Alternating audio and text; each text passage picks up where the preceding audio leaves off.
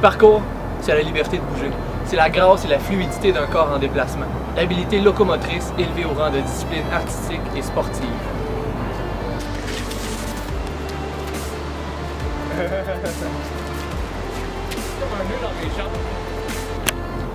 Le parcours est marqué par une autre qualité qui lui est spécifique. Le fait d'être le plus souvent pratiqué en groupe, alors même que c'est un sport individuel.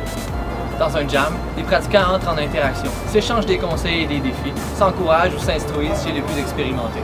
Toujours respectueux de leur entourage et des structures qu'ils utilisent, les traceurs forment une communauté d'athlètes de la rue unique, créatifs et solidaires.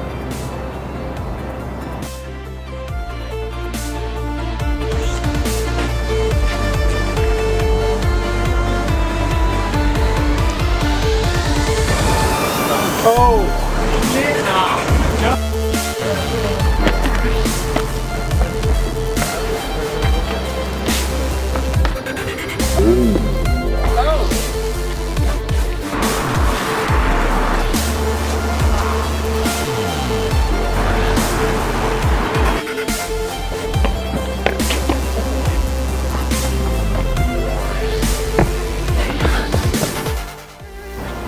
Pratiquer le parcours, c'est passer d'un point A à un point B de la façon la plus rapide et la plus efficace.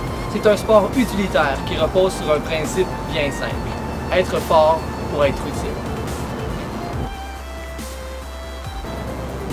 L'entraînement du parcours consiste en la préparation physique et mentale du corps de l'athlète pour la mise en pratique de techniques de déplacement dans un contexte donné.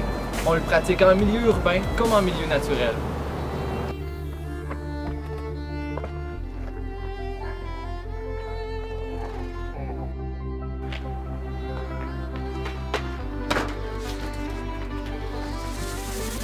Le parcours est né en banlieue de Paris sous l'inspiration de la méthode naturelle de Georges Hébert et de son parcours du combattant, une course à obstacles utilisée pour l'entraînement des sapeurs-pompiers français. Depuis son apparition au début des années 1990, le parcours a évolué, tout comme les athlètes qui le pratiquent. Une autre discipline sportive semblable s'est développée en parallèle, le free running.